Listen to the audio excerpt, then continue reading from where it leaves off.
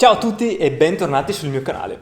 Di cosa parliamo oggi? Parliamo di quanto senso ha fare un curriculum per un freelance. Bene, diciamo che noi cresciamo nella nostra istruzione, quindi alle superiori o comunque all'università, viene spesso la richiesta, la necessità di avere dei documenti che confermano che hai fatto un certo tipo di percorso, quindi che hai studiato in questo posto, che hai fatto questo tipo di laurea e quindi diciamo è una cosa, una certificazione, è un documento tangibile che tu effettivamente quello che ci hai scritto è verificato appunto tramite un diploma di laurea o comunque magari dei documenti di un certo corso. Questo concetto qua ha effettivamente senso per un freelance. Vi riporterò esattamente la mia esperienza, quindi non sto a fare tutto l'erba un fascio del mondo dell'Italia o del Veneto dove vivo io, ma soprattutto vi riporto quello che ho vissuto io proprio sulle mie spalle. In generale il curriculum non mi è mai servito a niente, anzi mi è servito solo all'inizio per entrare nel mondo lavorativo o perlomeno per avere uno straccio di documento da dimostrare che effettivamente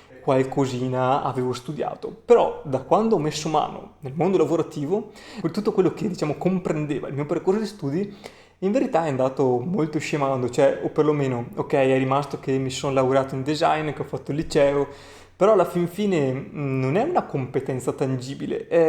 E quindi personalmente quello che ho trovato è stato come un piccolo biglietto da visita all'inizio, sicuramente comodo per carità, però un curriculum ben fatto, ben fornito, in cui ti scervelli praticamente tutti i mesi per aggiornarlo, nel mio punto di vista non mi è mai servito a niente. Mi è appunto servito veramente appena ho finito di studiare all'università, appena ho finito effettivamente il curriculum mi è servito per mettere un passo dentro il mondo lavorativo per fare il mio colloquio, ma da questo momento in poi in verità non mi è più servito assolutamente a nulla. Invece quello che si è dimostrato veramente veramente importantissimo sono stati i miei progetti reali, cioè quello che mi piace fare nel tempo libero, che dopo è diventata una passione, che dopo è diventato un lavoro, in questo caso qua la fotografia e il video, i miei progetti personali, i miei clienti, gli amici per cui ho fatto i primi progetti, quello che riuscivo a fare e dimostrare effettivamente la tua competenza sul campo. Prima ti mostro che lo so fare con dei progetti precedenti e poi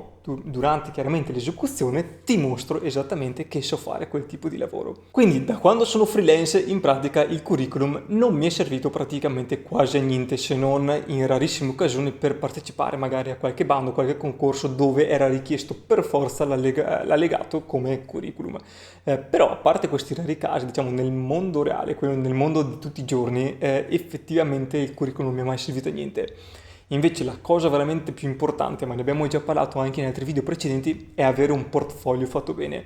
Portfolio nel mio caso chiaramente sono i progetti fotografici e i progetti video, ma portfolio può essere benissimo il progetto che si è affrontato nel mondo dell'elettronica, nel mondo dell'artigianato, nel mondo della scrittura. Se il nostro lavoro è una cosa tangibile, bisogna dimostrare che si è capaci di fare questa cosa qua.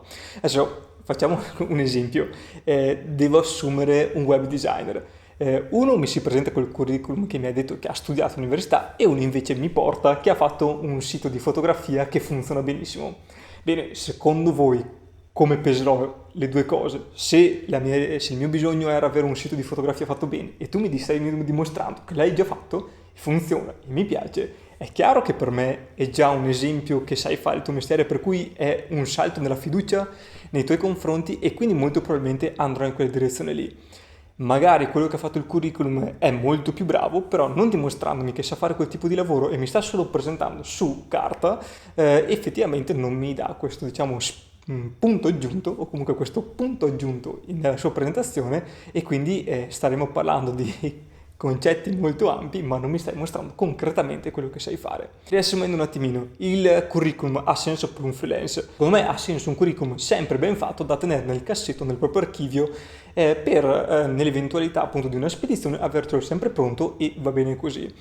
Ha senso investirci tanto tempo, ricercare le parole giuste, ricercare esattamente quel sinonimo per dimostrare di sembrare una persona magari molto più intelligente di quello che si è? Secondo me assolutamente non ha senso. Bisogna investirci il tempo minimo per avere questo documento più o meno compilato bene da tenere pronto a disposizione. Ha molto più senso investire molta parte del nostro tempo per esaltare i progetti significativi che abbiamo fatto, aggiornarli nel tempo, perché giustamente se state lavorando farete progetti sempre migliori, quindi ci sarà sempre un ricambio al vostro portfolio e quella è la vera arma da presentare per prendere un nuovo cliente o anche, perché no, per diventare dipendente di un'azienda, perché dimostrate concretamente che sai fare una cosa senza il minimo dubbio.